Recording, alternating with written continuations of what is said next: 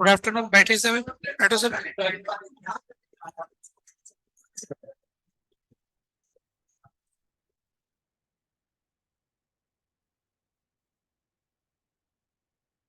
Hello. Hello. क्या था अपना डिस्कशन आज का?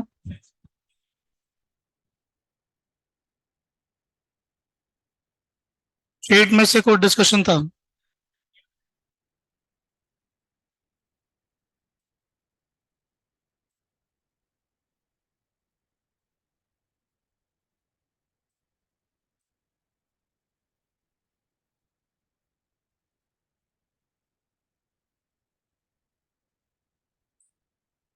हाँ,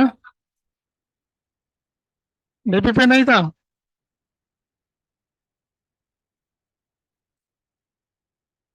क्या कह रहे हैं, नहीं दिया था?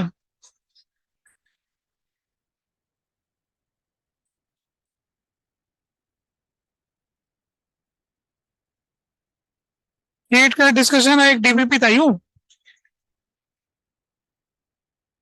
अच्छा, पहले शीट तो डिस्कस करें।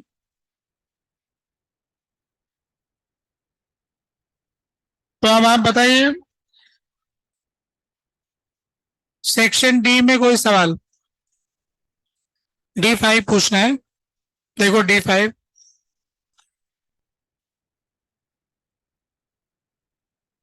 D5 में लिखा है कि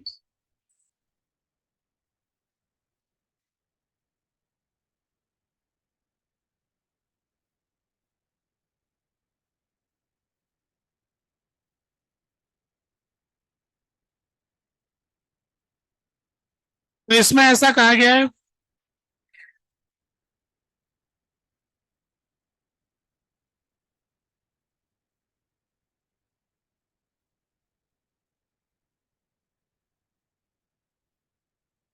इजेक्टेड इलेक्ट्रॉन जो है, इजेक्टेड इलेक्ट्रॉन के पास इतनी काइनेटिक एनर्जी है कि वो उन्हें आयनाइज कर सकते हैं। तो इसकी काइनेटिक एनर्जी कम से कम 13.6 इलेक्ट्रॉन वोल्ट के बराबर होनी चाहिए।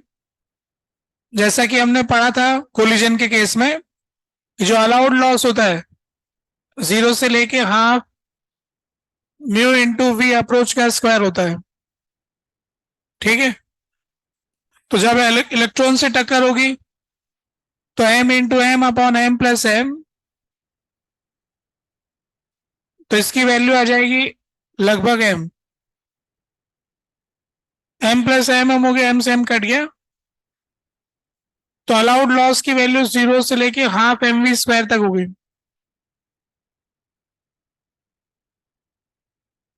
तो एक इलेक्ट्रॉन टक्कर में भाग लेकर के अपनी सारी काइनेटिक एनर्जी खो सकता है। तो अलाउड लॉस जो है, जीरो से लेके हाफ एम वी स्क्वायर तक कुछ भी हो सकता है।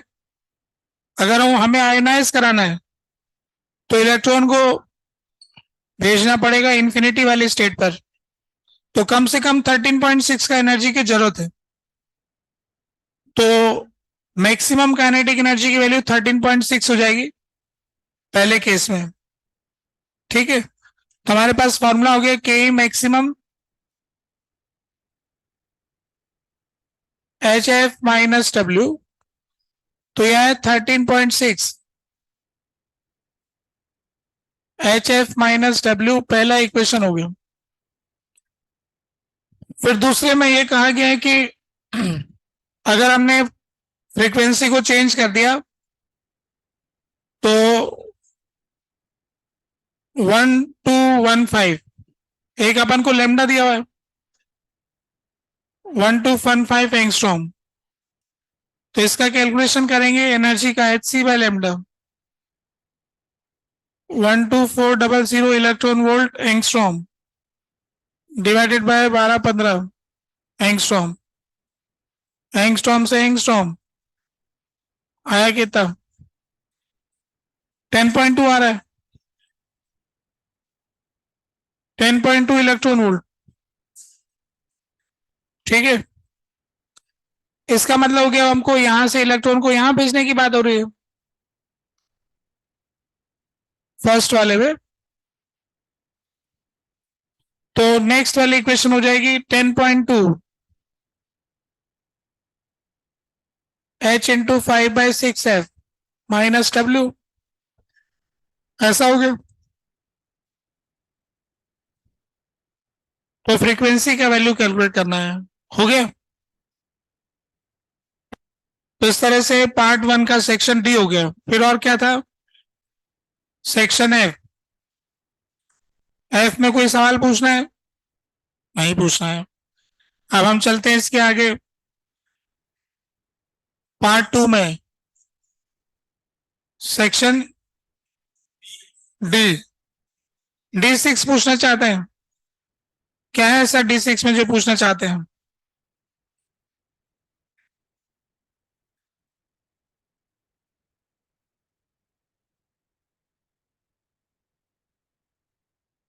तो अपन ये जानते हैं कि जो हाइड्रोजन एटम में जो पहली ऑर्बिट में घूमता है इलेक्ट्रॉन, V का वैल्यू 2.18 इंटू 10⁶ Z/n। अगर पहले वाले में V0 से घूमता है तो दूसरी वाले में कितने से घूमता है? V0/2। तो क्या पूछ रहा है? मैंने 5 पढ़ लिया। ओ, इतना इजी कैसे पूछोगे? दूसरा ही पूछोगे। ठीक है, तो हम दूसरा प्रश्न का जवाब देंगे। ऐसा इमेजिन कर लीजिए कि एक एटम जो प्रोटॉन है उसका मास डबल, एक इलेक्ट्रॉन की जगह डबल मास का पार्टिकल है। बोर थ्योरी लगाइए, लॉन्गेस्ट वेवलेंथ बताइए। तो लॉन्गेस्ट वेवलेंथ का मतलब क्या समझते हैं हम? सबसे वेव, सबसे कम एनर्जी वाला। ठीक है, तब आप लोग मुझे एनर्जी का फॉर्मूला जिन्होंने रट रखा है वो बताएंगे कि भाई हाइड्रोजन की एनर्जी का फॉर्मूला क्या होता है? अरे फॉर्मूला पूछ रहा हूँ, फॉर्मूला। फॉर्मूला एनर्जी वाला, जेड और एन वाला, -2 पाई स्क्वायर m²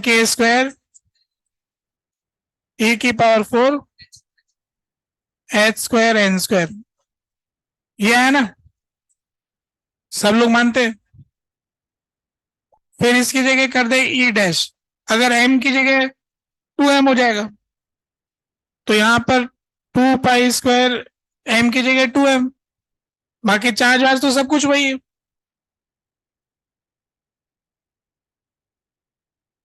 चार्जेस में तो कोई फर्क नहीं पड़ा ना। तो ई डैश क्या हो गया? ट्वाइस ऑफ ई हो गया। तो अब जो हमारी वैल्यू है पुरानी, सभी वैल्यू डबल हो गई। तो ये -13.6 था, इसका दुगना हो जाएगा। -3.4 का दुगना हो जाएगा। -1.51 का दुगना हो जाएगा। तो ये डिफरेंस 10.2 था, उसका भी दुगना हो जाएगा। तो क्या आ रहा है? आ रहा है। फिर क्या जा रहा है? फॉर्मूले में कह रहे हैं कि डबल एम रख लो, आप लोग रख नहीं पा रहे हो, है ना।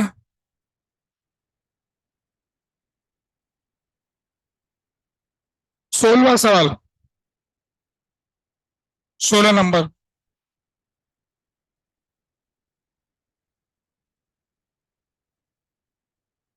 D16।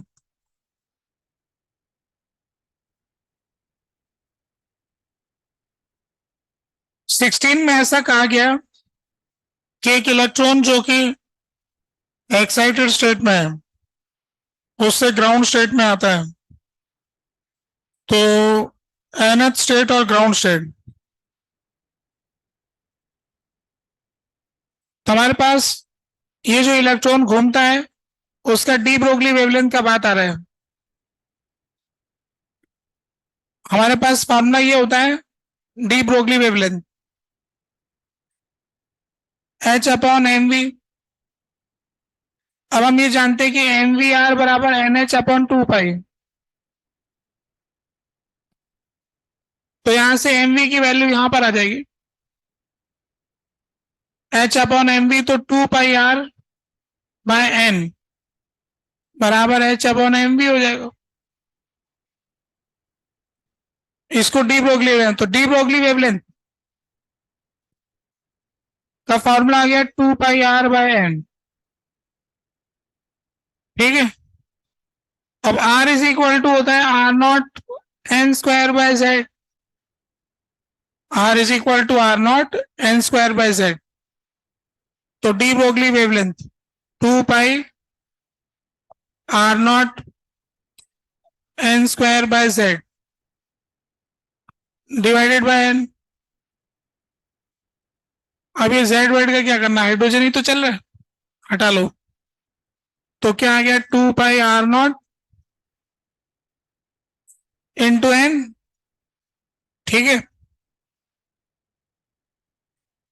तो अब अपन को पता चला कि एन बराबर 1 में डी ब्रोगली वेवलेंथ जो आ रही है पूरी इसके पेरीमीटर के बराबर ही आ रही है। मतलब डी ब्रोगली वेवलेंथ ऐसा कुछ हो रहा है, यू करके इसको फिर घुमा दिया डी ब्रोगली वेवलेंथ। अच्छा, सेकंड वाले ऑर्बिट में जाएंगे तो इसकी रेडियस कितनी है, सेकंड वाले की कितनी है, 4 आर होती है ना। तो पेरीमीटर कितना हो गया, 2 पाई इंटू 4 आर नॉट, ये हो गया ना। तो एन बराबर 2 के अंदर डी ब्रोगली वेवलेंथ कितनी है, डी ब्रोगली वेवलेंथ एन बराबर 2 रखा है। ये कितना हो रहा है 8। तो दो वेवलेंथ आ जाएगी, इसमें एक लेमडा आएगा, इसमें एक लेमडा, दूसरा लेमडा, दो लेमडा इसमें, एक लेमडा इसमें। तो पहली ऑर्बिट में एक लेमडा, दूसरी ऑर्बिट में दो लेमडा, तीसरी ऑर्बिट में 3 लेमडा, डी ब्रोगली वेवलेंथ। ठीक है, ऐसा पता लग रहा है। खैर, अब सवाल ये है कि आपको ऐसा दिया है क्वेश्चन में कि इस तरह से लिखा हुआ है nth वाला ऑर्बिट। तो nth वाली ऑर्बिट का तो यहाँ आ गया आपके पास 2 pi R naught into N ground state, ये आ गया 2 pi R naught. De Broglie wavelength का फॉर्मूला। अब ट्रांजिशन से जो डी ब्रोगली वेवलेंथ आ रहा है वो हमें निकालना है। तो ग्राउंड स्टेट की एनर्जी है -E0 और इसकी एनर्जी है E0/n²। ये हो गया ना। तो difference of energy,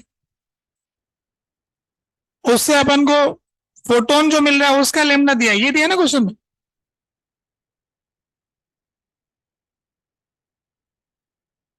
wavelength of emitted photon, तो एमिटेड फोटोन का एनर्जी आ गया E0 -E0/n² is equal to hc bye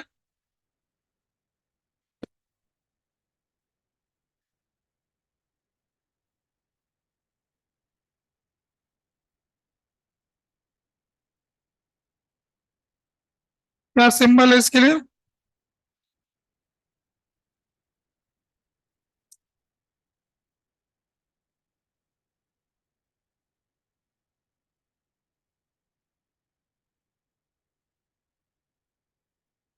नहीं नहीं ऐसा नहीं दिया। इसको तो लेमडा एन ऐसे लिखा है, इसको लेमडा जी लिखा है, और इसको ऐसा लिखा है ना,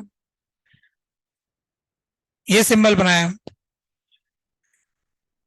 E0 की वैल्यू आप लोग जानते हैं RH होता है, RH E0 is equal to, तो ये आ गया 1 - 1/n²। तो ये हो गया hc/, ठीक है। अब क्या करना है, HC उड़ा देते हैं। तो ये आ गया R into 1 - 1/n²। Is equal to 1/this। ठीक है, कोई आपत्ति विपत्ति नहीं होनी चाहिए। नहीं है, हमको तो इसका वैल्यू चाहिए ना, इसी का वैल्यू चाहिए। ये कितना है, तो इसको इधर उधर करके ले जाते हैं इस तरफ। n² / 1/r, n² - 1। ठीक है, ऐसा आ गया ना। अब इसमें अपन n की वैल्यू हटाना चाहते हैं, इससे हटा दें क्या?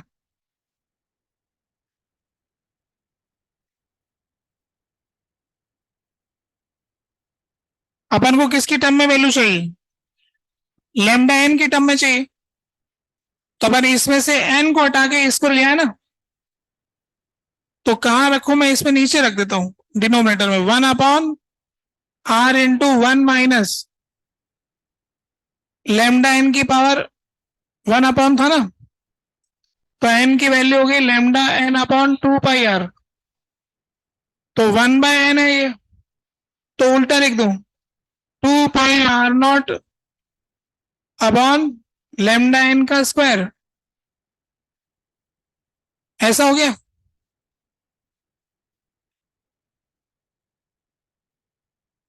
ठीक है, अब ये कोई कहेगा कि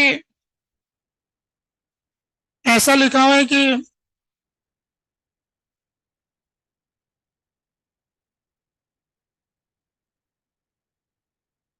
for large value of n की वैल्यू ज्यादा दी है। अगर n बहुत ज्यादा है तो 1/n बहुत छोटा होगा, n बहुत ज्यादा है तो 1/n बहुत छोटा होगा, तो ये इसके रेस्पेक्ट छोटा, तो बाइनोमियल लग जाएगा।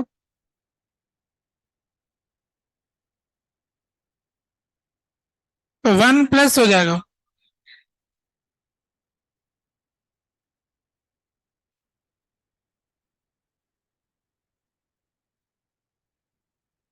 क्या चीज?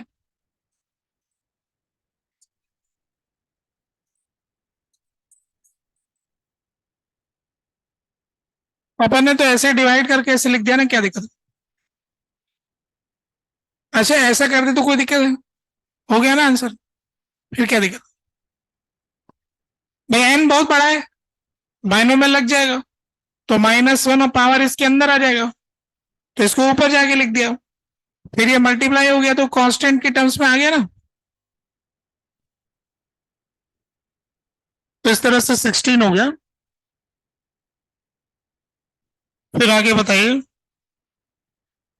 और कोई सवाल देखना है? सेक्शन ई में है क्या फिर?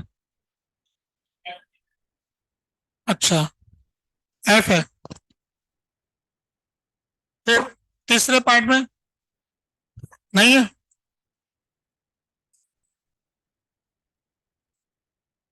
तीसरे का F1,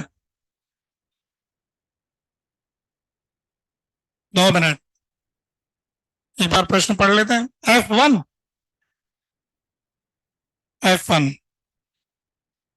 एक फोटोन हाइड्रोजन एटम से टकराता है और इजेक्ट करता है इतनी काइनेटिक एनर्जी का।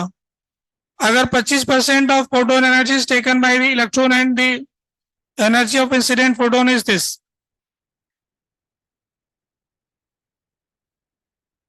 हाइड्रोजन एटम ग्राउंड स्टेट में और इलेक्ट्रॉन को इजेक्ट करता है इतनी काइनेटिक एनर्जी के साथ।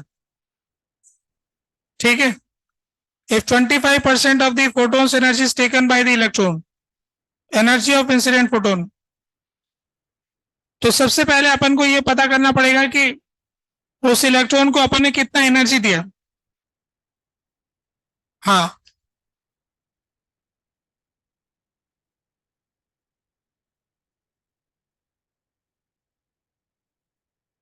फोटोन आ रहा है कि इलेक्ट्रॉन आ रहा है, पहले तो ये देखो। फोटोन आ रहे हैं, ठीक है। उसकी सारी एनर्जी लेगा, ऐसा अपन को कहा गया है। होगा तो होता है कि क्या होता है, ये पूछ रहे हो? होता है, पर ये सवाल में ऐसा क्यों नहीं हो रहा है, यही सवाल है ना। ठीक है, बस बैठो, इतनी सी बात है कि इस सवाल में ऐसा क्यों नहीं है। तो अपन ने एक चीज डिस्कस किया था, डिस्कस ये किया था कि आजाद इलेक्ट्रॉन कभी पूरी एनर्जी एब्जॉर्ब नहीं करेगा, ऐसा बात किया था ना। यानी कि ये तो गारंटी है कि फ्री इलेक्ट्रॉन पूरे फोटोन की एनर्जी कभी नहीं ले सकता है। एक प्रूव किया था जिससे लाइट की स्पीड से डबल आ रहा था। तो फिर समझ में आया कि गुलाम इलेक्ट्रॉन तो ले सकता है। अब इस सवाल में क्या हो रहा है कि गुलामी से आजादी की बात हो रही है। एक इलेक्ट्रॉन अपनी गुलामी की अवस्था छोड़कर स्वतंत्र अवस्था में आगे काइनेटिक एनर्जी से गमन कर रहा है। तो गुलामी से आजादी का पूरा मामला है यहाँ पर। ये कुछ बीच वाली बात हो रही है ना। तो ऐसी संभावना है कि इसमें फिर ऐसा हो सकता है। ये तो हो गई हमारे पुराने लॉजिक के आधार पर, जो रूल बुक के लॉजिक। दूसरा है कि सवाल वाला जब दे देता है कि ऐसा है तो फिर वैसा है। ये एक मनगढ़ंत सवाल हो, भले सवाल तो सवाल होता है, वो हमको मान के करना है, भले वो सवाल पूछने वाला रूल तोड़ के दे रहा है, ठीक है। तो इसलिए कोई वैसी आपत्ति की बात नहीं है। तो ये बात क्लियर हो गई, अब कोई समस्या नहीं रही। इसमें फिर कोई क्वेश्चन रह गया? पुराना प्रश्न रह गया B3।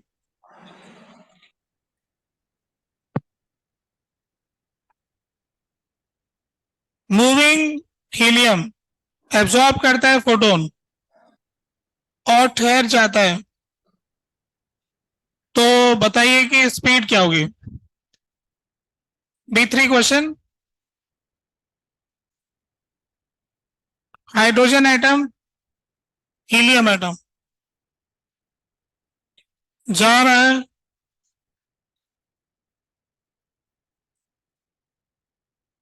सामने से फोटोन आ रहा है,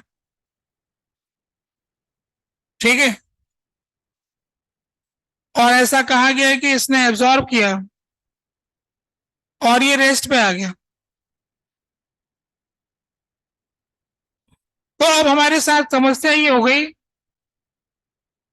अगर हम ये समझे कि मोमेंटम कंजर्व है, तो mass of helium into V, this should be equal to H by lambda.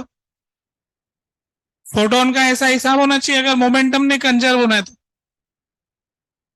ठीक है।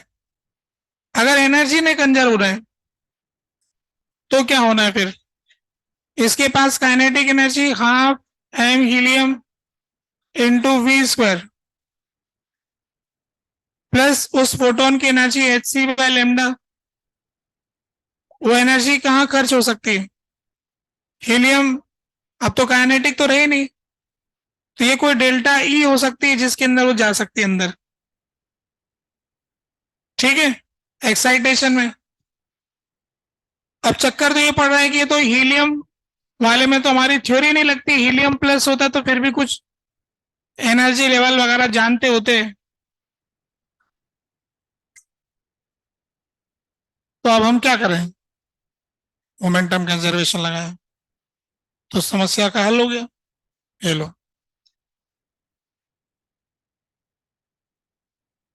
तो इस तरह से ये डिस्कशन हुआ पूरा। कुछ रह गया? बोलो, क्या चीज? हाँ, कोलिजन के बारे में।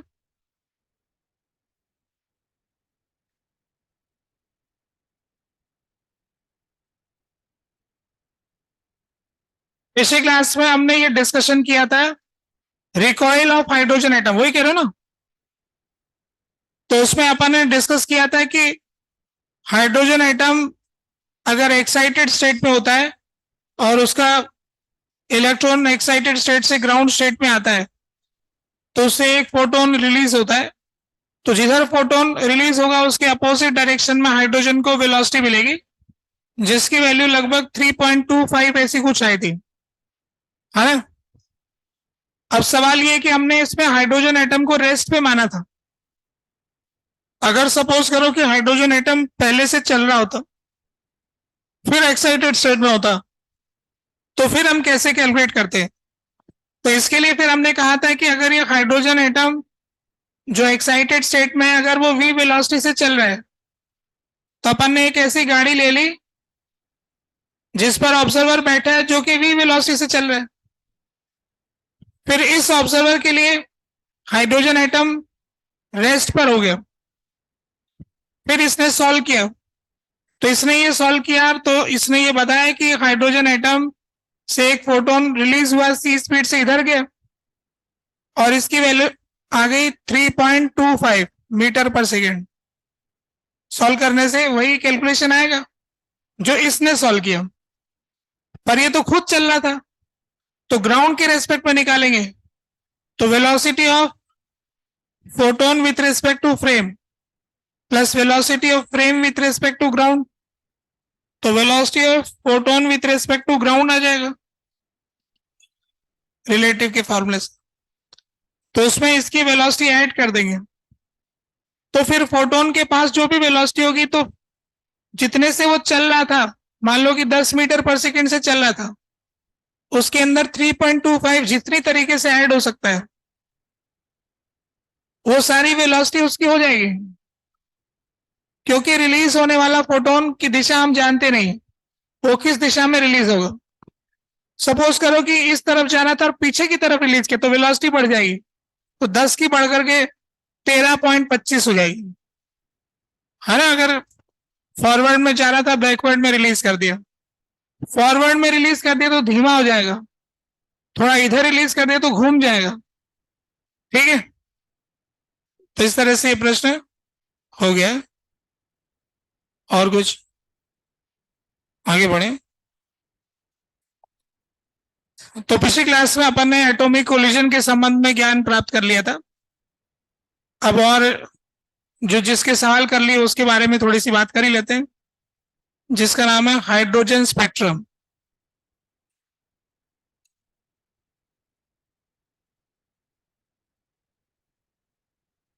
जिसके क्वेश्चन आप मैं डिस्कस कर चुका हूं, सेक्शन डी, उसका आप पढ़ा रहा हूं, है ना।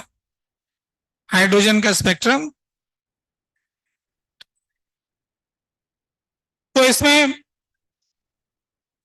हाइड्रोजन का स्पेक्ट्रम की जो स्टडी, जिसे अपन कह रहे हैं कि 1880-85 के आसपास हो गया, तो इसमें एक आता है emission spectrum.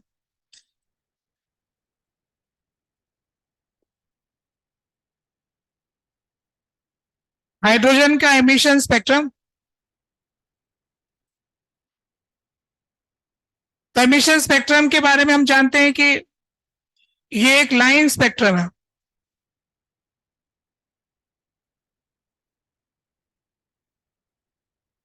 Emission spectrum is a line spectrum. क्या होता है इसके अंदर? हम क्या करते हैं कि हाइड्रोजन के एटम को एक डब्बे में बंद रखते हैं।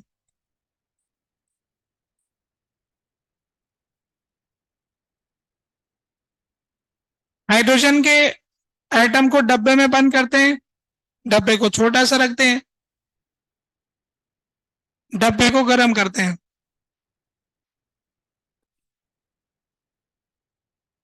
तो जब हम डब्बे को गर्म करते हैं तो हाइड्रोजन के एटम दौड़ने भागने लग जाते हैं, इतने जोर से दौड़ते भागते हैं कि एटॉमिक कोलिजन की थ्योरी चालू हो जाती है, हाई स्पीड।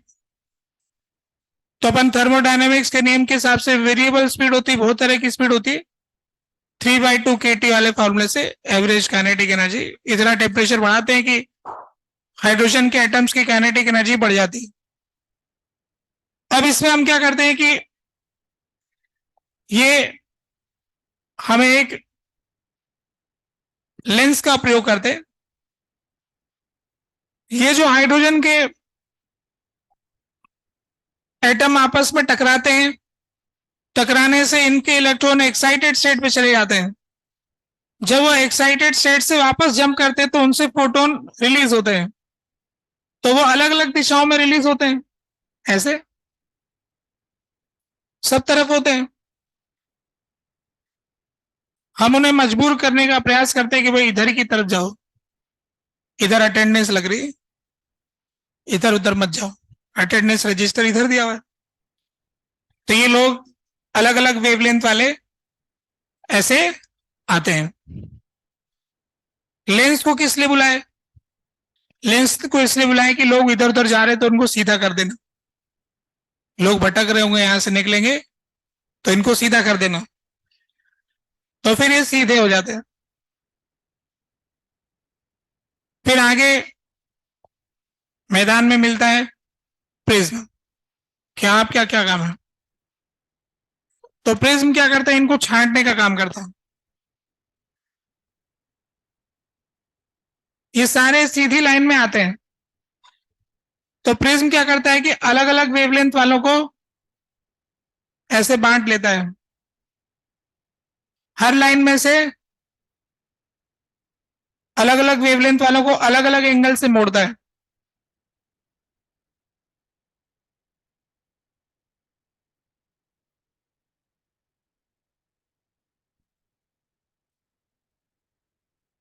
जो डिस्पर्जन की हमारी थ्योरी थी उसके अनुसार अलग अलग वेवलेंथ के लिए अलग अलग रिफ्रैक्टिव इंडेक्स, अलग अलग रिफ्रैक्टिव इंडेक्स से अलग अलग एंगल पे मोड़ दिया। तो फिर ये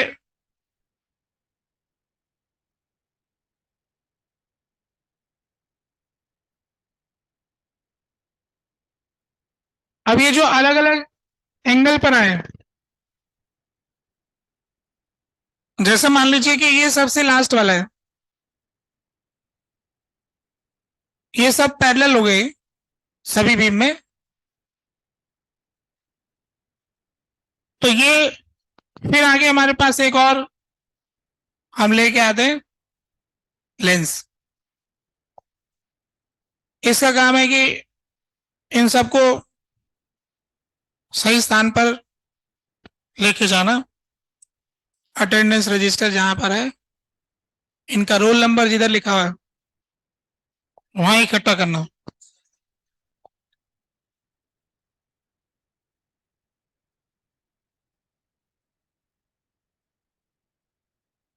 तो ये वाली लाइन जो है, अभी थोड़ा ऐसा स्फेयर है ना, मतलब ऐसे वो है, डिस्क टाइप है, तो ऐसे दूर तक फैला हुआ है कि लाइन पूरी बनेगी उधर ऐसे। इस चित्र में आपको लेंस ऐसा दिख रहा है छोटा सा, ऐसे अंदर तक है, यूं डिस्क की तरह है। तो ये सामने वाली स्क्रीन पर ऐसे लाइन बन जाएगी। अब जो दूसरी वाली लाइन है ना इससे, उसका एंगल डिफरेंट होगा, वो थोड़ा ऐसा होगा।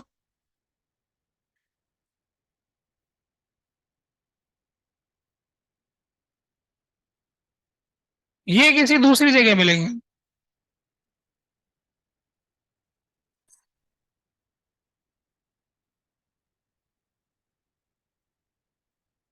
तो इस तरह से हम क्या करते हैं, लेंस और प्रिज्म की सहायता से स्क्रीन के ऊपर एक एक वेवलेंथ वालों को एक लाइन में इकट्ठा कर देते हैं। रोल नंबर वाइज सेटलमेंट करते हैं। कैसा सेटलमेंट होता है, इधर इनका अटेंडेंस रजिस्टर का नाम बताता हूं। ये रजिस्टर थोड़ा सामने से देखेंगे, ये सामने स्क्रीन है, इसके ऊपर हम देख रहे हैं। तो सबसे ज्यादा एनर्जी वाला, सबसे ज्यादा एनर्जी वाला होगा वो सबसे छोटी वेवलेंथ वाला होगा, जो कि सबसे नीचे मिलेगा। सबसे ज्यादा एनर्जी वाला, तो अपन जानते हैं वो 13.6 की एनर्जी हो सकती है हाइड्रोजन के स्पेक्ट्रम में। तो 13.6 की जिसकी एनर्जी है, इसका लैम्डा होता है 9 से 12 एंगस्ट्रॉम। 9 से 12 एंगस्ट्रॉम, ठीक है। ये सबसे ज्यादा होता है। सबसे ज्यादा एनर्जी वाला सबसे छोटी वेवलेंथ वाला, तो सबसे छोटी वेवलेंथ रोल नंबर में सबसे नीचे है। और यहां पर आता है एक, ये तो आ गया जिसकी एनर्जी है 13.6। फिर इसकी एनर्जी है 10.2, इसकी 12 से 15, 12 से 15, 9 से 12, 12 से 15,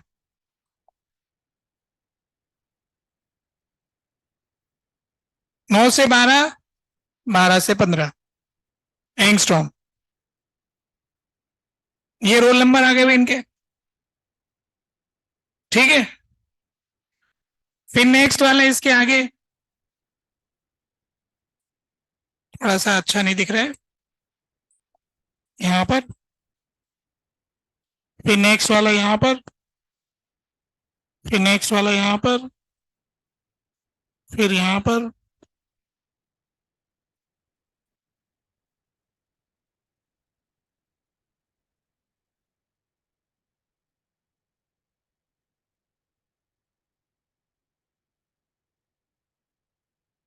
ऐसे हमको स्क्रीन के ऊपर मिलता है।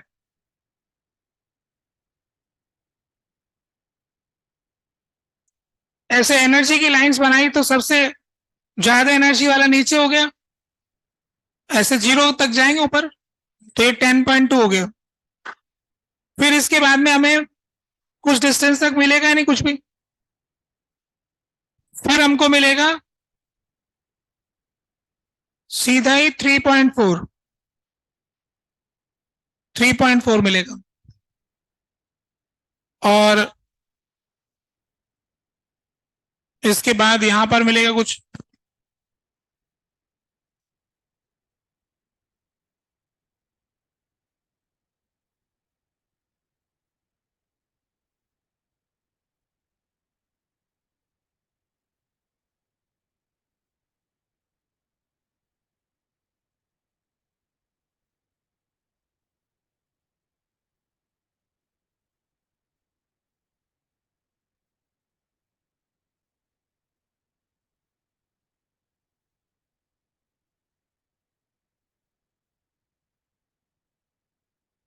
ऐसा मिलता है। तो हाइड्रोजन का जो एनर्जी लेवल होता है वो -13.6, -3.4, -1.51। तो ये वाला डिफरेंस कितना हो गया बताओ?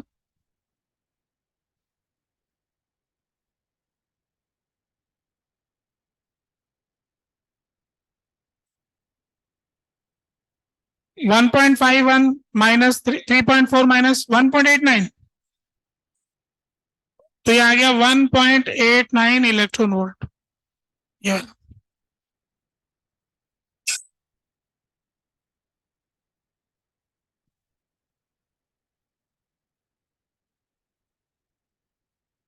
इसको, ये वाला जो ग्रुप है ना, इस ग्रुप का नाम रखा गया लाइमन सीरीज।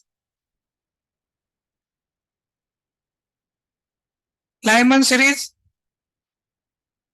इसको अपन अल्फा लाइन कहते हैं, पहली लाइन। इसको बीटा लाइन कहते हैं, इसको गामा लाइन कहते हैं, इसको डेल्टा लाइन, और इसको सीरीज लिमिट, सीरीज लिमिट। तो लाइमन सीरीज, तो स्क्रीन के ऊपर हमें स्पेक्ट्रम में इस तरह से लाइनें मिलती हैं, तो इसलिए कहा गया कि हाइड्रोजन का स्पेक्ट्रम एक लाइन स्पेक्ट्रम है, स्पेसिफिक लाइन से मिलती है हर बार। इससे पहचानने में आ जाता है कि हाइड्रोजन में, ये हाइड्रोजन का एक तरह से सिग्नेचर है। ये अटेंडेंस रजिस्टर में जब साइन करता है तो लोग पहचान जाते हैं हाइड्रोजन आएगा, है ना। ये इसकी सारी लाइनें फिक्स है कि ऐसे ही बनेगी। ये दूसरी वाली जो ग्रुप है वो बाल्मर सीरीज।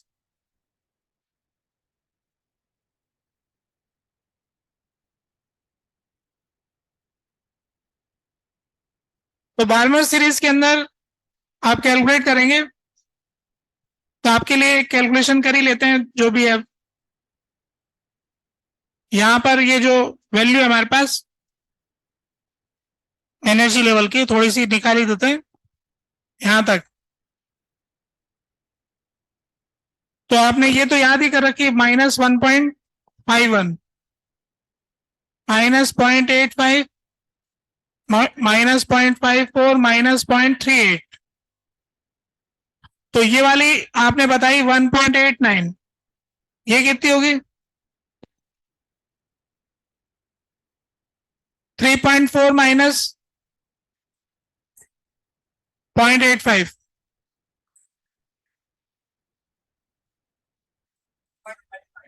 2.55। और फिर ये वाली बताइए।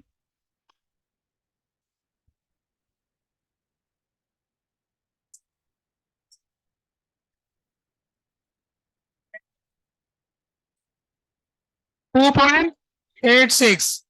फिर ये तीसरी वाली 3.02। ठीक है, ये चार लाइनें दिखती थी जब शुरुआत में हाइड्रोजन का स्पेक्ट्रम लिया गया तो ये पूरा नहीं दिखता था। यही चारों जिनकी वेवलेंथ ये दिख रही है, मतलब जिनकी एनर्जी ये दिख रही है, वेवलेंथ भी निकाल लेते हैं आपके लिए।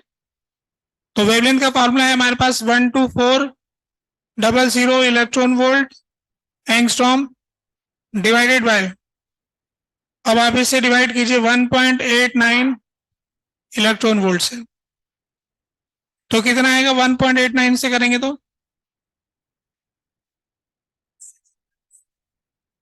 है 6560। ठीक है, तो ये आएगा 6560 एंगस्ट्रॉम। ठीक है, और 1.89 के बाद दूसरा आप डिवाइड कीजिए 2.55, 2.55 से डिवाइड कीजिए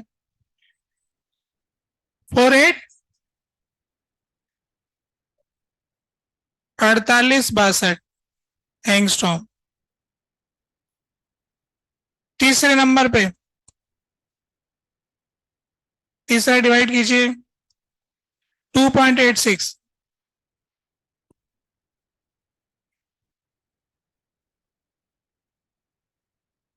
4335 एंगस्ट्रॉम। चौथा 3.02,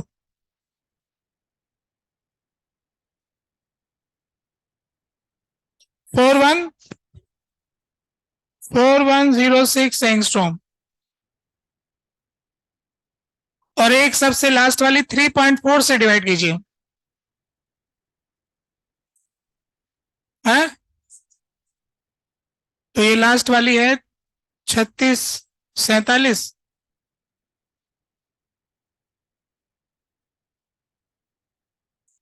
तो हमें ये समझ में आया कि जो लाइमन सीरीज है वो 9 से 12 और 12 से 15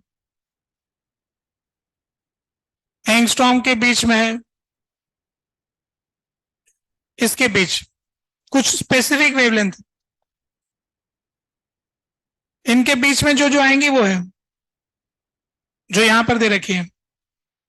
ये तो लाइमन वाली हो गई। बार्मर वाली कहां से कहां तक शुरू होती है? सबसे कम हो गई 3647 से लेकर 6560।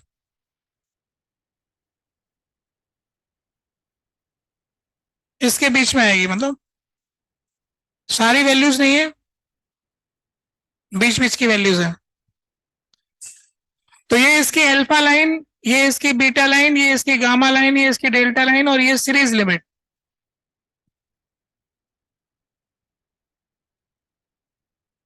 तो हम ये जानते हैं कि विजिबल लाइट जो होती है उसकी एनर्जी 1.6 इलेक्ट्रॉन वोल्ट से लेके 3.2 इलेक्ट्रॉन वोल्ट के आसपास होती है रफली। तो इसकी एनर्जी 3.2 से क्रॉस हो गई, तो इसलिए हम ये कहते हैं कि बार्मर सीरीज के अंदर विजिबल प्लस अल्ट्रावायलेट, पहली चार तो विजिबल है, उसके बाद वाली अल्ट्रावायलेट आ जाती है, ऐसा कहते हैं। ठीक है, जैसे चौथे नंबर का रोल नंबर कितना आ रहा है? 4106। 4106। ऐसा लगता है कि फिर तो पांचवी भी विजिबल होती होगी। अब बात यह है कि होती होगी तो पता नहीं, बाकी फेमस तो चार ही है। एनसीईआरटी में पढ़ेंगे तो उनके रंगों का भी जिक्र किया हुआ है कि पहले कलर, पहले वाले कौन से कलर की है, दूसरे वाले कौन से रंग की है, तीसरे वाले, तो चार, इनमें से कौन कौन सी रंग की लाइट बार्मर सीरीज में मिली थी। Multiple correct answer type question. तो जो लोग एनसीईआरटी में पढ़ के आए होंगे तो रंगों को टिक मार देंगे, बाकी लोग छोड़ आएंगे। इतना मेहनत किया, इतना शीट किया, इतना सवाल किया, फिर भी सवाल छोड़ के आए, क्योंकि एनसीईआरटी नहीं पढ़ा। पूरे भारत में लागू, सभी राज्यों में लागू, सरकार की तरफ से लागी घोषित किताब, और हमने नहीं पढ़ी। बोर्ड देने गए पर एनसीईआरटी नहीं पढ़ी। पढ़ लेना भाई, है ना। तो बता देना जो भी रहेंगे उसके हिसाब से। फिर मेरे को तो एग्जाम देना नहीं है, मैं नहीं पढ़ूंगा, है ना। तो ये पॉइंट हो गया क्लियर। तो ये एमिशन स्पेक्ट्रम के संबंध में बात हुई कि एमिशन स्पेक्ट्रम क्या था। ठीक है, अब इसके लिए एक फॉर्मूला भी लिख लेते हैं। अगले पेज पे जाता हूं। तो एक्चुअल में फॉर्मूला तो इसमें ये आता है कि कोई भी एक स्टेट से दूसरी स्टेट पे जंप करना है तो एमिशन होगा। तो मान लेते हैं कि पहले की स्टेट N1 है, दूसरी स्टेट N2 है, तो इससे जो डेल्टा ई होगा वो एच सी बाय लेमडा के बराबर होगा, उससे एनर्जी रिलीज होगी।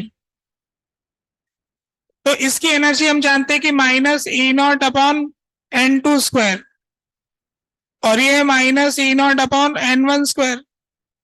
तो एनर्जी का डिफरेंस दिस माइनस दिस, तो 1/N2 square minus 1/N1 square is equal to H C by lambda. ऐसा हो गया।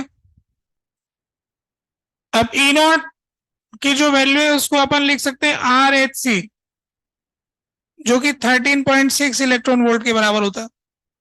ई naught is equal to this much, तो यहां रख देंगे आर एच सी।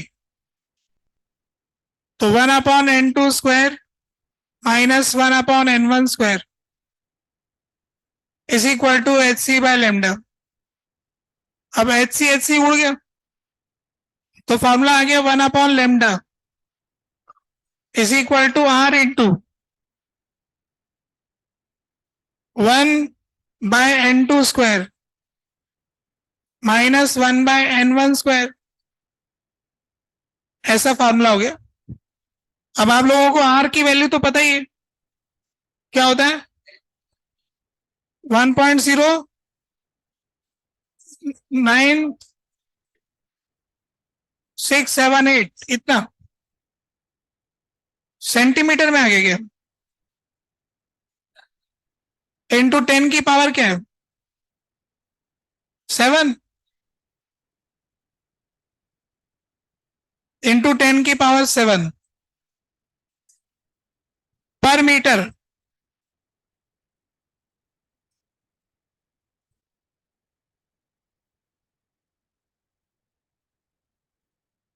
ये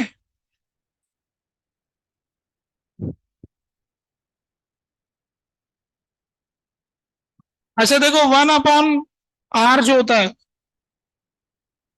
वो होता है 9 से 12 एंगस्ट्रॉम।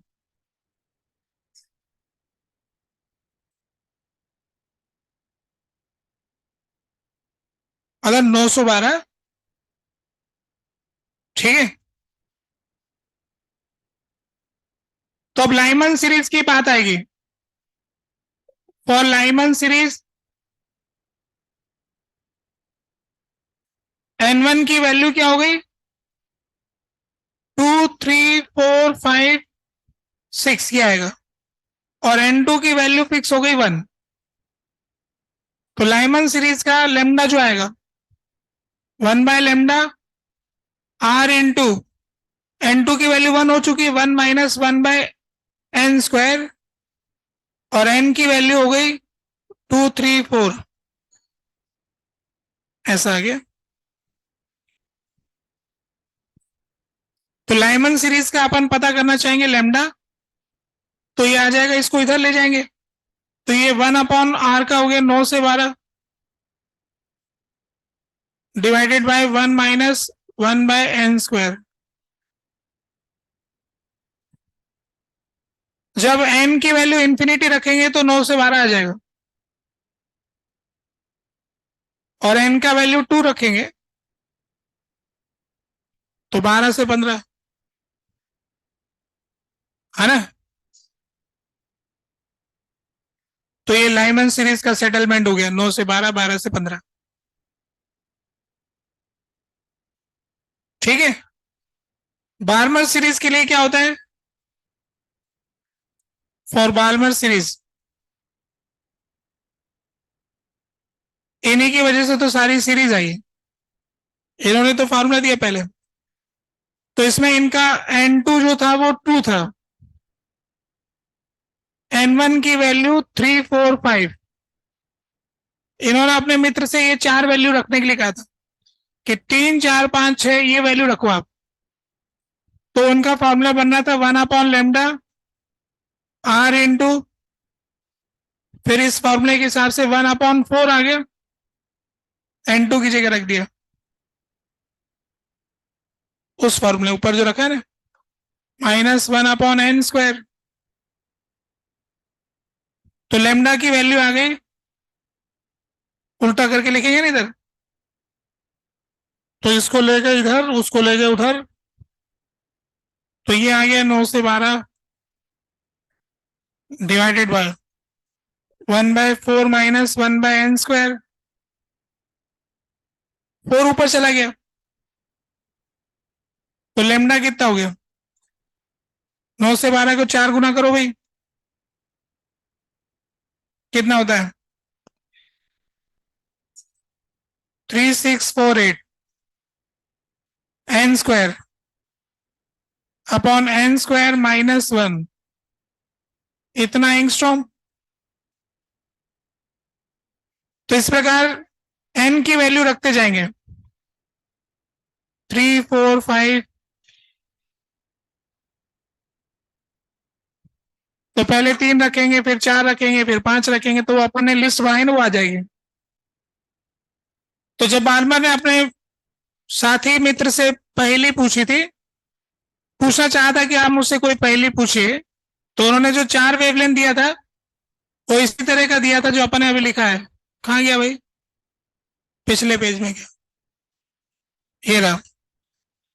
तो उनके दोस्त ने उनको ये 4 वेवलेंथ लिख के दिया कि अभी हमारी जानकारी में ऐसी 4 वेवलेंथ है, इनमें कोई रिश्ता दिखता है तो बताओ। 6560, 4862, 4335, 4106। तो फिर ये बार बार इन नंबरों पे सोचने लगे। कुछ दिनों बाद अपने मित्र से कहते हैं इसमें वैल्यू रखना 3 4 5 6, वो मिल जाएंगे नंबर। तो ये इन्होंने नंबरों से ही निकाला। तो अच्छा दिमाग वाले गणितज्ञ होंगे, पहेलियों में अच्छा शौक रखते हैं मतलब। तो उनका जवाब इतना अच्छा था कि फिर लोगों को समझ में आया कि ऐसा इंटीजर वाला फॉर्मूला सब में बनता होगा शायद। फिर बहुत सारे लोगों ने फॉर्मूले बना दिए कि चलो हम भी बना देते हैं। फिर लाइमन सीरीज हो गया, दूसरा सीरीज हो गया, तो लाइमन बार्मर पाशियन ऐसे करके कई सीरीज हैं ऊपर तक की। हमारे तो ये दो ही काम की थी जानकारी के लायक, बाकी तो आप जानते ही वैसे भी, सबके नाम हम तो जानते हैं ना पहले से। ठीक है। तो ये हो गया एमिशन स्पेक्ट्रम के संबंध में। और जब बोर को उनके मित्र ने 1911-12 में जब वो पहुंचे रदरफोर्ड के पास, तो उनके दोस्त ने ये फॉर्मूला दिया कि देखो बोर ऐसा ऐसा है, ऐसा बताया है बार्बर ने। तो फिर उन्होंने यहां से शुरू किया, ये लेमडा का हिसाब लिया। फिर वो आइंस्टीन से प्रभावित थे तो उन्होंने कहा कि hc/λ ले लेते हैं। तो उल्टा प्रोसेस किया कि लेमडा मिला तो इससे लाइट की एनर्जी को इससे लिखा जा सकता है, तो इस फॉर्मूला में इसकी वैल्यू पुट कर दिया उन्होंने, hc/λ 3648 एंगस्ट्रॉम, n स्क्वायर -1 कहाँ गया? अच्छा, यहाँ पे भूल चल रही है, ठीक है, n² - 4, ठीक, ऐसा हो गया। फिर इसके बाद में उन्होंने इसको दो एनर्जी की टर्म्स के डिफरेंस में देखा।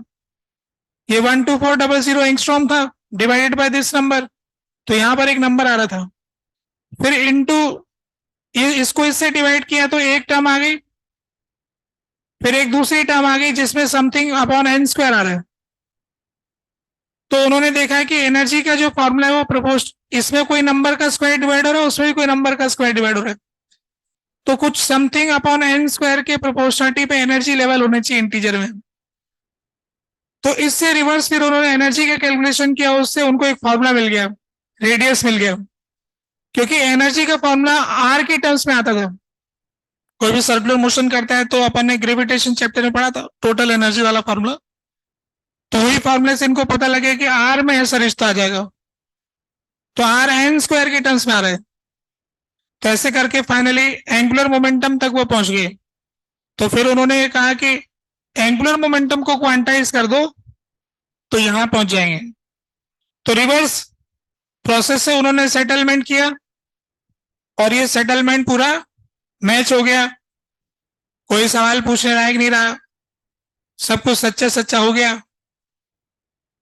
तो उस समय जब बोर ने बताया तो बहुत से लोगों ने ये तो मान लिया कि इन्होंने भिड़ा तो अच्छे से दिया है, पर उनको लगा कि गलत है, ये अच्छी बात नहीं है, ये तो एक ही सवाल का आंसर है, तो धोखा दे रहे हैं। तो फिर लोगों ने ना बोर की थ्योरी पे गलती निकालने का प्रयास किया कि कैसे करके इनको फंसाया तो जाए। तो जब बोर को फंसाने की बात की तो उन्होंने अदालत या वकील का जो मामला होता है वो ऐसे होता है कि वो जो आदमी कह रहा है उसी बात पर उसको फंसाया जाए, पहले उसके सारे स्टेटमेंट रिकॉर्ड किए जाए, फिर उसकी बातों को ध्यान से सुना जाए, इसी की बात में इसकी कमी निकाल लेंगे तो ये थोड़ा गलत हो जाएगा। तो फिर क्या किया कि स्पेक्ट्रम की अच्छे से स्टडी की गई कि इनका सारा खेल हाइड्रोजन के स्पेक्ट्रम पर है, ये हमें किसी और पे ले जाने देना चाहते नहीं, कह रहे मैं तो अकेला इलेक्ट्रॉन का समझा रहा हूँ, है ना, ठीक है, तो कोई बात नहीं, हम हाइड्रोजन पे देखेंगे। तो फिर ये हाइड्रोजन का जो स्पेक्ट्रम आया, तो जो अपन ने देखा कि कुछ लाइनें ऐसी आ रही थी, हाइड्रोजन के स्पेक्ट्रम की लाइनें ऐसी देखने को मिली। तो फिर हुआ ये कि जो इन्होंने वैल्यू कैलकुलेट की ना, उनसे थोड़ी डिफरेंट वैल्यू आ रही थी। तो कहने का मतलब ये हुआ कि एनर्जी की वैल्यू इससे डिफरेंट आ रही थी, इससे डिफरेंट वैल्यू आ रही, थोड़ी सी नीचे आ रही थी। इक्वेशन से जो वैल्यू आ रही थी और जो प्रैक्टिकल वैल्यू आ रही थी उनमें अंतर आ गया।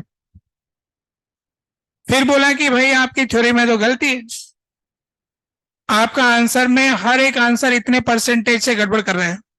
तो सारा ही आंसर अगर एक पर्टिकुलर परसेंटेज से एरर करता है, इसके लिए आपके फॉर्मूले में कोई फैक्टर मिस कर रहा है, तो आपको अपना फॉर्मूला सही करना पड़ेगा, कुछ गड़बड़ हो रखी है। तो फिर उसमें फिर दूसरा विचार लाया गया, अभी बताता हूँ कि उसमें क्या किया गया। फिलहाल तो अभी इस बात को यही रोकता हूँ, दूसरा एक और स्पेक्ट्रम है हमारा, उसकी भी जानकारी देता हूँ। Absorption spectrum.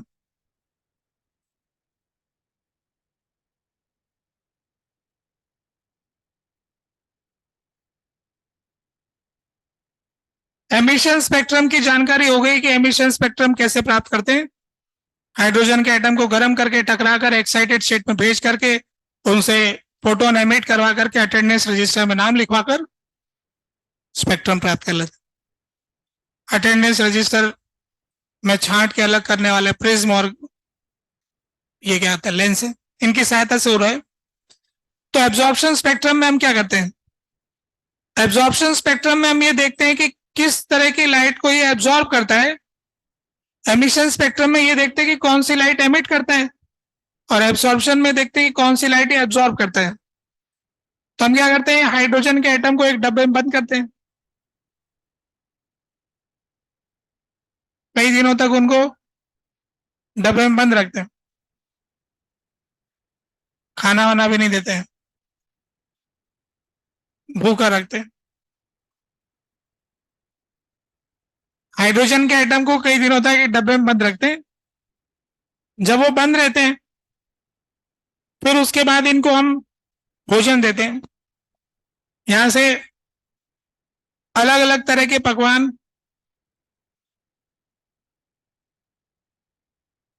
छोटे से लेके बड़े हर प्रकार के लड्डू, है ना, माने फोटोन ऑफ एवरी टाइप, हर तरह की एनर्जी वाले फोटोन लाइट इसमें भेजते हैं हम। जब लाइट इसको भेजते हैं तो जैसे मान लो मेहमान घर में आते हैं तो स्वागत करने के लिए हम उन्हें बिठाते हैं, पानी पिलाते हैं और एक ट्रे लेके जाते हैं कि साहब ये लीजिए, कोल्ड ड्रिंक पीना है, चाय पीना है, नमकीन, बिस्किट, मिठाई, भिन्न भिन्न प्रकार की मिठाई, नमकीन वगैरह लेके जाते हैं। फिर जब हम लेके जाते तो कोई एक घर में होता है जो इस सर्विस में बढ़िया होता है, वो आगे होके आओ भगत करता है। फिर मेहमान उनमें से जो पसंद होता है वो खा लेते हैं। फिर रिटर्न करके किचन में वापस जो किचन हैंडल करते हैं मम्मी, उनको पकड़ाते, वो देख लेते हैं कि इन्होंने नमकीन खाया, मिठाई के तो हाथ नहीं लगाए। ये मेहमान नमकीन पसंद करते हैं, मिठाई पसंद नहीं करते। तो ऐसे मेहमान की प्रॉपर्टी नोट हो जाती। एक आया कि सारी प्लेट खाली कर दी, ऐसा लगता है मेहमान भूखे थे, इनको इनके लिए अगली बार और अच्छा पकवान बनाएंगे, हमने कम भेजा लगता है।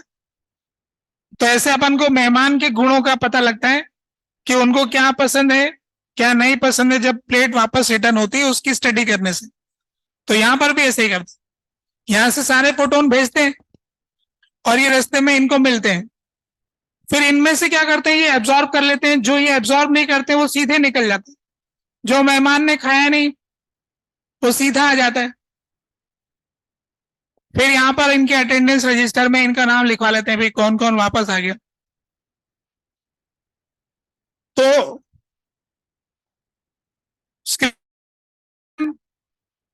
ऐसे ही देखते हैं, मिनिमम वेवलेंथ इधर होती है, मैक्सिमम इधर होती है। लगभग सभी तरह की वेवलेंथ इसमें मिल जाती है। अब इसमें क्या मिलता है, एब्जॉर्प्शन स्पेक्ट्रम भी हमें मिलता है, लाइन स्पेक्ट्रम।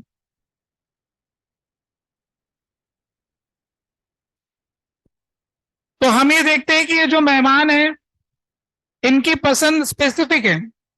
ये कहते हैं कि हम तो 10.2 का लड्डू खाएंगे, या 12.09 का लड्डू खाएंगे, या 12.75 का खाएंगे। ऐसे ही लड्डू खाते हैं लाइमन सीरीज वाले। ग्राउंड स्टेट में है ना, तो ग्राउंड स्टेट में इलेक्ट्रॉन सिर्फ इन्हीं को ही कंज्यूम करता है, बाकी को खाता नहीं है। तो बाकी सारे लड्डू ऐसे आ जाते हैं।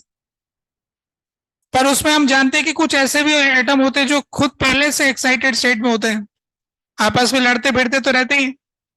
तो कोई एक्साइटेड स्टेट में होगा तब उसको मिलेगा, तो फिर वो बाल्मर सीरीज वाले भी कुछ हो जाएंगे। तो सबसे ज्यादा तो लाइमन वाले मिलेंगे।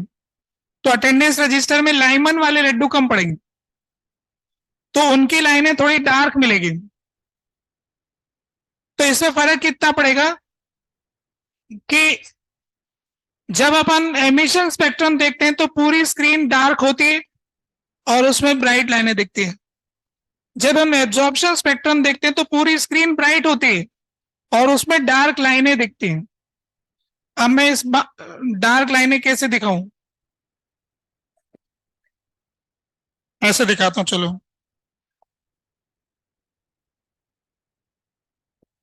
जैसे यूं मान लीजिए कि ये है,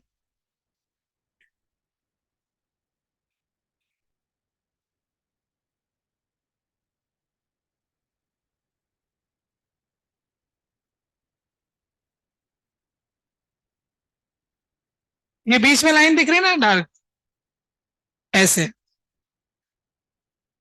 ये तो पूरी जगह ब्राइट दिख रहा है। ये वाली जो लाइन है ना, ये कुछ लड्डू जो मेहमान ने खा लिए हैं, वो थाली में आए नहीं वापस, तो उनकी अटेंडेंस रजिस्टर में एब्सेंट आ गई, बाकी तो प्रेजेंट हो गए। तो एब्जॉर्ब हो गए। तो कौन एब्जॉर्ब हो गए इसका पता लग जाता है, और एब्जॉर्ब ये ज्यादातर लाइमन वाले परिवार के होते हैं, और फिर कुछ एक्साइटेड होते हैं तो कुछ दूसरे वाले भी हो जाते हैं। ठीक है, तो ये स्पेक्ट्रम के संबंध में बात हो गई। बात क्या हो गई, हम तो डिस्कशन भी कर लिए होमवर्क देके, है ना। जो आपने होमवर्क किया था वो इसी का ही था, वो हो चुका है। फिर इसके बाद अपन उस पर आगे बढ़ते हैं। ये पॉइंट थ्योरी खत्म हो गई, जानकारी हो गई। लाइन स्पेक्ट्रम, और ये वाली वो वेवलेंथ। अब इसमें थोड़ा सा वापस सही करना पड़ेगा। ये वो लैम्डा 1 हो गया, ये लैम्डा 2 हो गया, ऐसे जो एब्जॉर्ब होने वाली लाइट है। जो जो लाइट एब्जॉर्ब हुई ना वो ये है, वो हमको पता लग जाती है स्क्रीन देख करके। ठीक है, आगे बढ़ते हैं। Effect of motion of nucleus.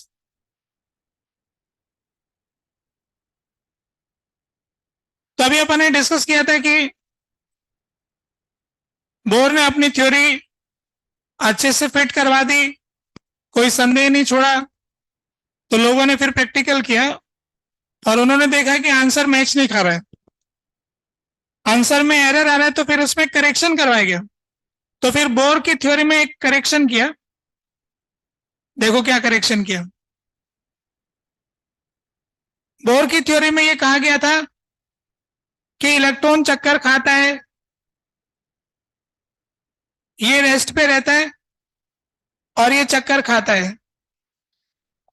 सवाल ये आया था कि क्यों चक्कर खाता है, कि नहीं खाएगा तो गिर जाएगा, साइकिल चलाएंगे नहीं तो गिर जाती, साइकिल चलाते रहना पड़ता। तो इलेक्ट्रॉन को चलाते रहेंगे तो अंदर जाके गिरेगा नहीं, वैसे ही बात है ये। तो फिर इससे एक रिवर्स क्वेश्चन आया कि ये न्यूक्लियस क्यों नहीं गिरा, इसके भी न्यूटन का तीसरा नियम लगेगा। इसने इसको खींचा, ये नहीं गिरा, फिर इसने भी तो इसको खींचा होगा, ये क्यों नहीं गिरा फिर। अच्छा, ये नहीं गिरा, फिर इसको भी चक्कर कटाना पड़ेगा। तो फिर इसका मॉडिफिकेशन हुआ, थ्योरी मॉडिफाई हुई। फिर कहा गया कि चेंज करते वापस। तो थ्योरी में करेक्शन करवाया गया कि अब न्यूक्लियस भी घूमेगा। फैसला हुआ कि न्यूक्लियस को भी सर्कुलर मोशन करवा के बचाओ है। एक ही तरीका है कि सर्कुलर मोशन करवाएं।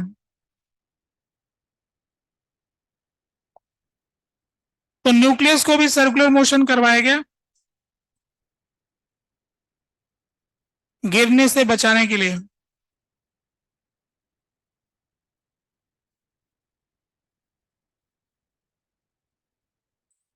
तो असली थ्योरी जो है वो तो ये हो गई अब।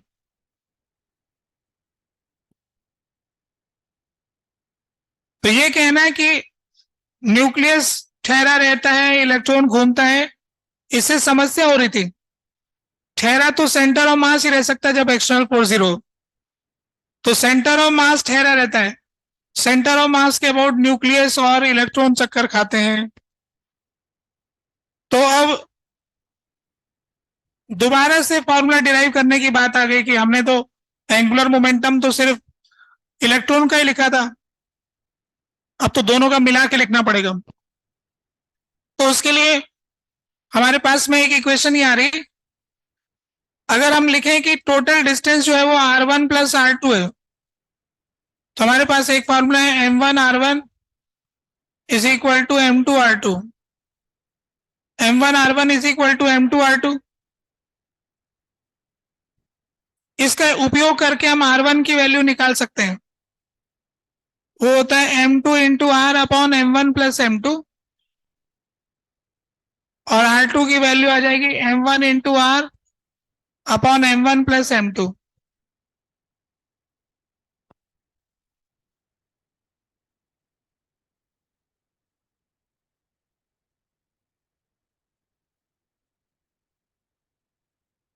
अब इसके अंदर जो मोमेंट ऑफ इनर्शिया का फॉर्मूला है आई, अगर हम इन दोनों को एक साथ सेंटर ऑफ मास के अबाउट घूमता हुआ माने तो ICM तो ये आ जाएगा m1r1 square plus m2r2 square. तो m1r1 स्क्वायर, तो ये आएगा m2 into R upon m1 plus m2 का square, m2 into m1 into R upon m1 plus m2 इसका स्क्वायर। तो आईसीएम की वैल्यू आ जाएगी m1 m2 upon m1 plus m2 into R square. तो इसका वैल्यू आ गया म्यू आर स्क्वायर।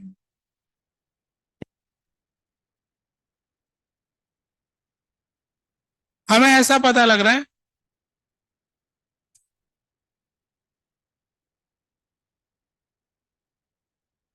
तो दोनों का मोमेंट ऑफ इनर्शिया, यानी दो पार्टिकल के सिस्टम का मोमेंट ऑफ इनर्शिया का फॉर्मूला सेंटर ऑफ मास के अबाउट म्यू आर स्क्वायर होता है। ये रटने वाला सा फॉर्मूला है। म्यू इसका रिड्यूस मास हो गया, आर इन दोनों के बीच का डिस्टेंस हो गया। अब इसका एंगुलर वेलोसिटी देखें अपन, तो हमारे पास एक फॉर्मूला है m1v1 is equal to m2v2। Momentum zero होगा, तो यहां से v1 upon r1 is equal to v2 upon r2, omega बराबर होगा v1 upon r1 v2 upon r2। Velocity तो इन दोनों की अलग अलग होगी, पर ये घूम एक ही ओमेगा से रहे होंगे, तो इनका ओमेगा एक होगा। तो आप इसको इक्विवेलेंट ऐसा बना सकते हो कि सेंटर के ऊपर जेड चार्ज है और एक म्यू मास का पार्टिकल आर डिस्टेंस के ऊपर घूम रहा है। म्यू मास का पार्टिकल आर डिस्टेंस पे घूम रहा है, फिर से रेस्ट पे ले आओ। दोनों चल रहे हैं तो दोनों की बजाय एक को रोक दो, एम की जगह म्यू रख दो। तो आपका जो एंगुलर वेलोसिटी वही रखना दोनों की, जो ओमेगा इसका है वही ओमेगा इसका रख लो।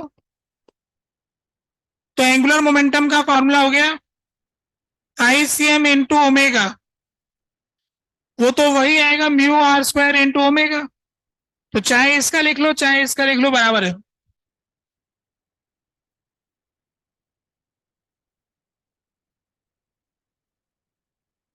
काइनेटिक एनर्जी का फॉर्मूला भी देखें अपन। तो काइनेटिक एनर्जी का फॉर्मूला, दोनों की काइनेटिक एनर्जी अगर आप जोड़ोगे तो ये आएगा half m1v1 square plus half m2v2 square. ये काइनेटिक एनर्जी का फॉर्मूला होता है।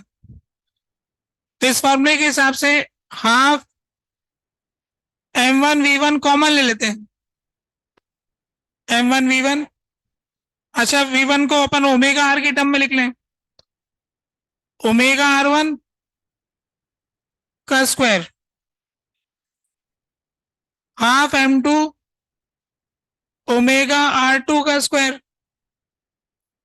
तो यहां से half common m1r1 square plus m2r2 square into omega square. और m1r1 square plus m2r2 square का सम हम निकाल चुके पहले ही, तो ये आ गया half mu into R square into omega square. तो ये भी इसी के बराबर हो गई। यानी अगर आप इन दोनों को हटा के एक अकेले म्यू मास से रिप्लेस करोगे तो काइनेटिक एनर्जी का फॉर्मूला भी वही बन रहा है, कोई फर्क ही नहीं पड़ रहा है। Half ICM into omega square, जो कि half mu R square into omega square के बराबर है। काइनेटिक एनर्जी का फॉर्मूला अपन ने ऐसे लिखा। काइनेटिक एनर्जी के फॉर्मूले को अगर डिस्टेंस के टर्म्स में लिखना चाहते हैं तो अब देखो वो कैसे लिखेंगे। तो हमारे पास फॉर्मूला है सेंट्रीपिटल फोर्स का इसके ऊपर, तो K Z E square, K Z E square इनके बीच का फोर्स हो गया अपॉन डिस्टेंस का स्क्वायर, क्योंकि डिस्टेंस टोटल आर है, is equal to M V square है ना,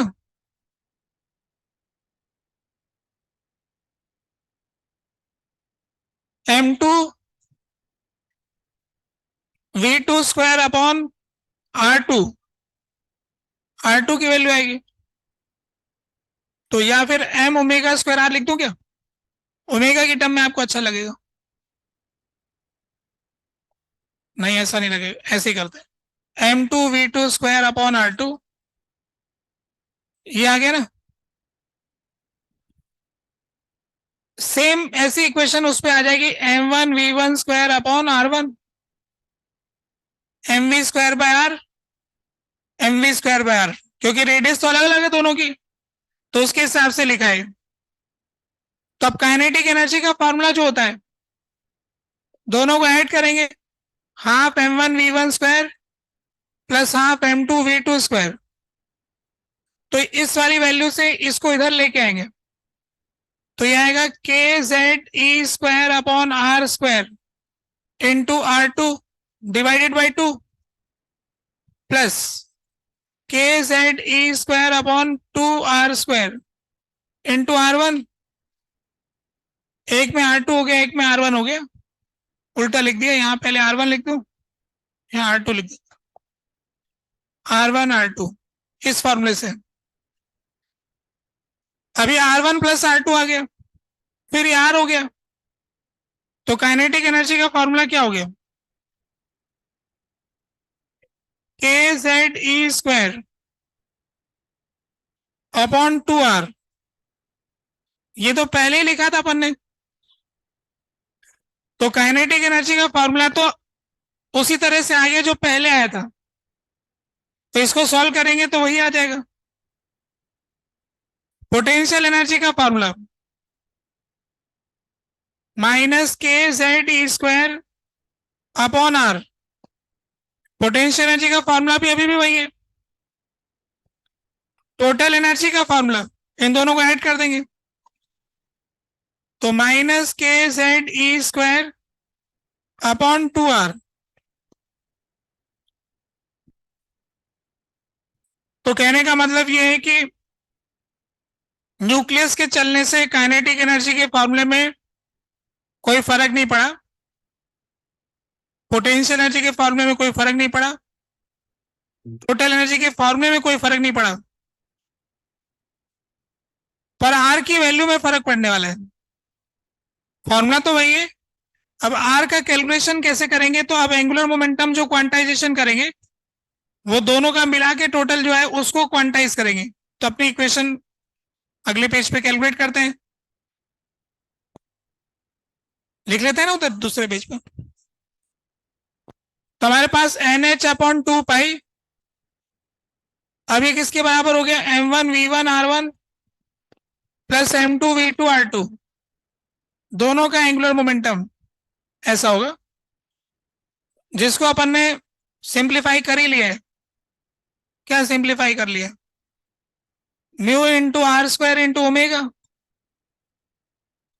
mu into R square into omega, ये फॉर्मूला अपन निकाल चुके हैं, इन दोनों को जोड़ करके एंगुलर मोमेंटम का फॉर्मूला आ चुका है। दूसरा था centripetal force, K Z E square upon R square is equal to m2 omega square r2, m2 omega square r2। तो इसको अपन सिंप्लीफाई कर सकते हैं, m2 ओमेगा स्क्वायर r2 को अपन लिख सकते हैं m1 into R upon m1 plus m2 r2 की जगह पर। तो ये आया था K Z E square upon R square is equal to mu omega square R, ऐसा आ रहा है, म्यू ओमेगा स्क्वायर आर। तो अब अपन इस वाली इक्वेशन से ओमेगा उठा करके इसमें रख देंगे, ताकि आर अपन को मिल जाएगा। तो इस वाली इक्वेशन से ओमेगा उठा के इसमें रख दिया, तो यहां पर आ गया K Z E square upon R square is equal to mu omega की वैल्यू वहां से NH/2 pi mu R square omega square into R, ये आ गया। अब देखो इसमें क्या होने वाला है, ये आर की पावर, यहाँ पे आर से क्या होगा भाई, आर की पावर 4, आर की पावर 3, इधर गया तो आर की पावर 1, तो आर आ गया। तो हमारे फॉर्मूले में आ गया n² H² upon 4 pi square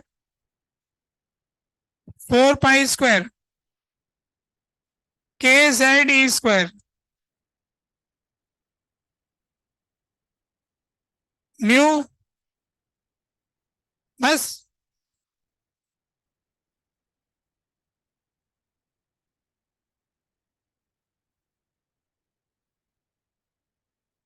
ठीक लिख दिया ना। तो ये अपना आर का नया फॉर्मूला हो गया। तो पहले वाला फॉर्मूला क्या था,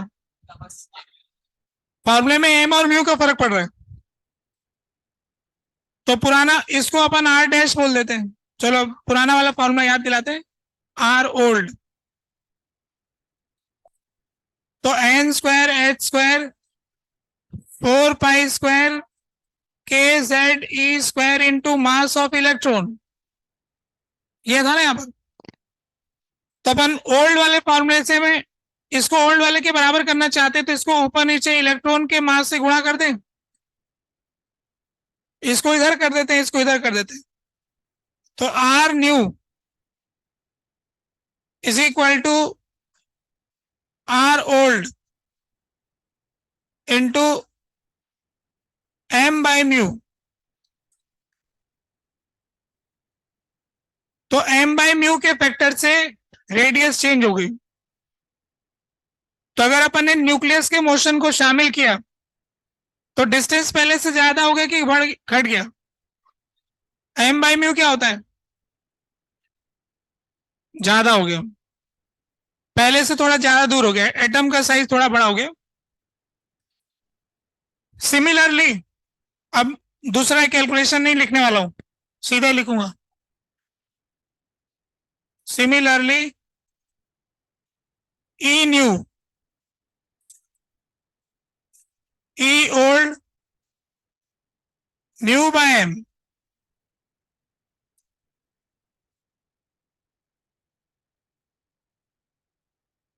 पुराने वाला जो एनर्जी लेवल था वो अब चेंज होकर के म्यू बाय एम के फैक्टर से मल्टीप्लाई हो गया।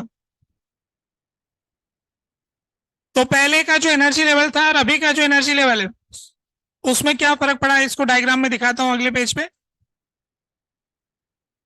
ये आपने देख ही लिया, जैसे पहले का एनर्जी लेवल ये हुआ करता था,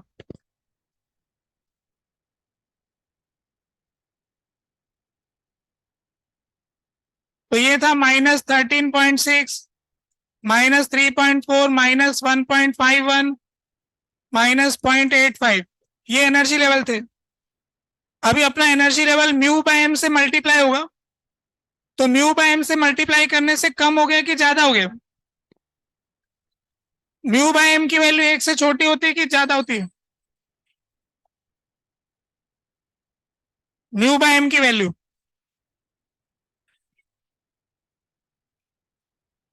1 से कम नंबर से माइनस के नंबर को गुणा कर दे तो नंबर बड़ा हो जाता है ना। 1 से कम नंबर को माइनस वाले नंबर से गुणा करते हैं तो नंबर ज्यादा आते हैं ना। भाई दो दोस्तों के नंबर आए, एक कह रहा है मेरे तो इसके आधे ही नंबर आए पर उसके ज्यादा है, तो एक के -10 आए थे, एक के -5 आए, तो -5 वाला कह रहे हैं इससे तो आधे लाए हूं पर ज्यादा लाए हूं, है ना। तो माइनस का कम नंबर ऊपर होगा तो इसका एनर्जी लेवल खिसक जाएगा ऊपर, यहां पर -13.6 mu by M -3.4 mu by M, अच्छा, पुराना एनर्जी का डिफरेंस जो था वो कितना था? 10.2। अब क्या होगा? अब डिफरेंस बढ़ गया कि घट गया? डिफरेंस कम हो गया। डिफरेंस कम हो गया, एनर्जी बढ़ गई, है ना? एनर्जी लेवल्स की एनर्जी बढ़ गई पर उनका अंतर घट गया। तो अंतर घटने से म्यू बाय एम का एक फैक्टर आ गया सभी तरह की एनर्जी के कैलकुलेशन में। तो जो लोगों ने आपत्ति उठाया था कि भाई आपका आंसर जो है मिसमैच कर रहा है, परफेक्ट नहीं आ रहा है, तो ये कहा गया कि आप म्यू बाय एम से मल्टीप्लाई कर लो और बोर मॉडल ही लगा लो, आंसर सेटल हो जाएगा। तो फिर वापस से सेटिस्फाई हो गया, फिर उनकी दलील वापस रह गई, बोर मॉडल तो फिर लग गया। फिर लोगों ने और ढूंढना चालू किया कि कुछ तो गलती होती है। देखते देखते देखते तो फिर कुछ लोग और ध्यान से देखते हुए आए और स्पेक्ट्रम की स्टडी करने लगे। तो स्पेक्ट्रम कुछ ऐसा था, आंसर पहले थोड़ा गड़बड़ हुआ था, न्यूक्लियस का मोशन करवा के सेटलमेंट करवा दिया।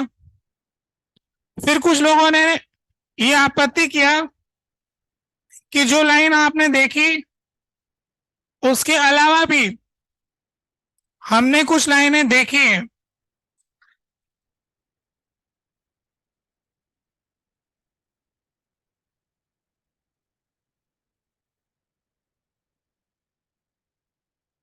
जो लाइन आप बना रहे हो उसके आसपास में और भी लाइनें रहती है, हल्की हल्की रहती है, स्क्रीन पे बहुत कम दिखती हैं पर दिखती हैं। ऐसा क्यों? कुछ लाइनें तो परफेक्ट उनके इक्वेशन से मैच खा रही थी पर कुछ हल्की हल्की लाइनें दिख रही थी, कि ऐसा क्यों होता है? तो किसी के पीछे पड़ जाए तो कोई कारण ढूंढते रहते हैं। फिर समय बीता तो पता चला कि जो हाइड्रोजन का सैंपल था वो परफेक्ट नहीं था, उसमें हाइड्रोजन के आइसोटोप थे। हाइड्रोजन के दो भाई और है ना? तो उनका म्यू डिफरेंट होगा, हाइड्रोजन के भाइयों का म्यू अलग है। रिड्यूस मास के अंदर एम की वैल्यू कम आ जाएगी, डिफरेंट आ जाएगी। तो डिफरेंट आने की वजह से उनका एनर्जी लेवल डिफरेंट आ गया। तो उसके फिर उनके जो फोटोन है वो अलग तरह के होंगे थोड़े से।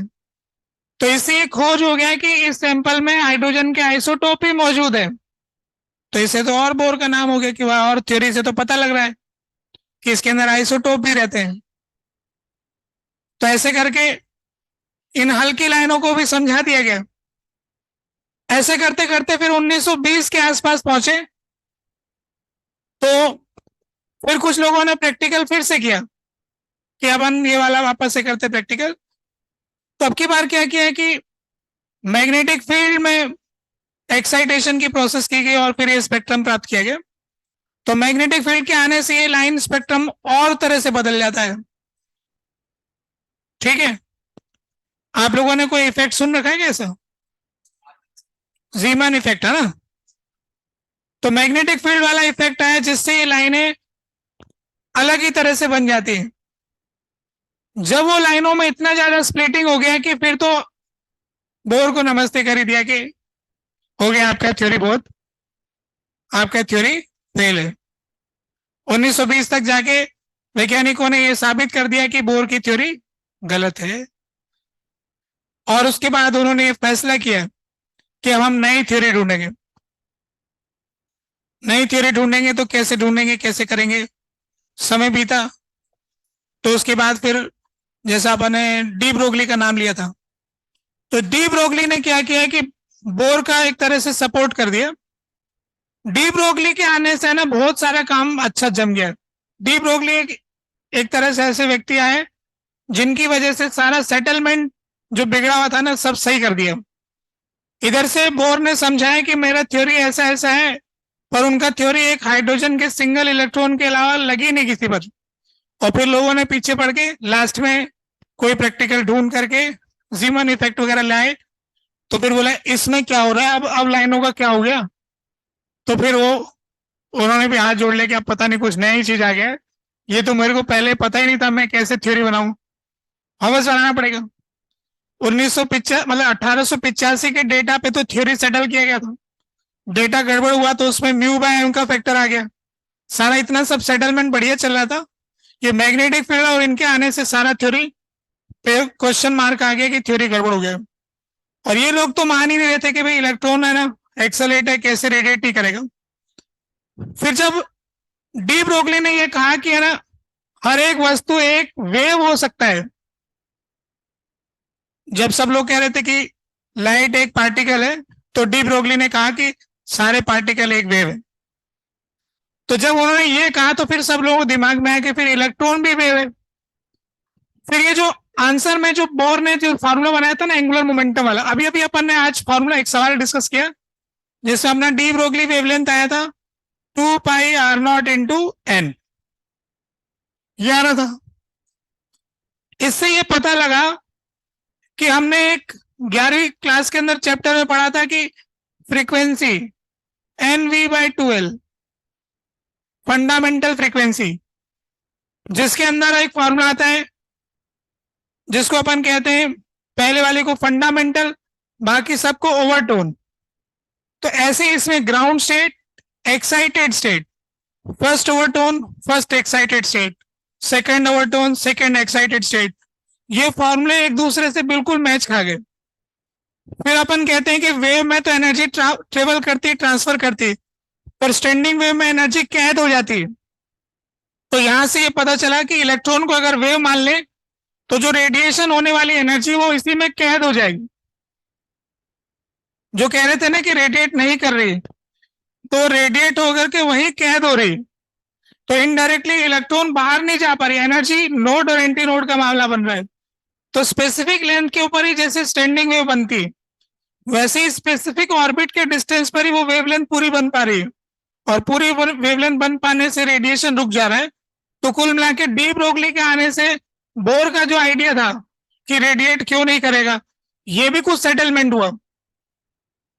फिर इसको वेव चैप्टर से जोड़ दिया लोगों ने। फिर कुछ लोगों ने सोचा कि अच्छा अच्छा ऐसा कुछ हो रहा है, फिर हम दोबारा थ्योरी बनाएंगे, फिर श्रोडिंगर वेव इक्वेशन। फिर इन्होंने सोचा कि अब तो अपन को वेव की थ्योरी को पार्टिकल्स पे पूरी तरह से लगा देना होगा, और फिर वेव का पूरा चैप्टर का थ्योरी लगा लगा के कॉम्प्लिकेटेड सा इक्वेशन बना करके फिर एक दिन आए कि अब हम आपको बताते हैं कि मैग्नेटिक फील्ड के आने से क्या हुआ, इलेक्ट्रिक फील्ड के आने से क्या हुआ, ये लाइनें कैसे बन गई। 10 तरह की बातें समझा दी और आगे की नई बातें बता दी कि अब तो मॉडल परफेक्ट हो गए। ये तो सही है, जिसको अपन क्वांटम फिजिक्स कहते हैं, जो केमिस्ट्री में आपको पढ़ाते हैं। इसके समय खत्म हो गया, ये मॉडल भी खत्म हो गया। होमवर्क आप कर लेंगे, आगे पढ़ेंगे आगे एक्सरे नेक्स्ट, है ना। बोर मॉडल की बात हो गई, इसमें एक आधा सवाल बता दूंगा अगली क्लास में, बाकी थ्योरी तो बता ही दिया। ठीक है, तब आप क्या करेंगे इसमें होमवर्क, एक तो डीपीपी करेंगे अब, ताकि आप कह रहे थे पिछली बार दिया नहीं था, अब की बार दे दिया। सेक्शन ई कर लेंगे, न्यूक्लियस का मोशन का इफेक्ट, है ना। ठीक है, ये कर लेना।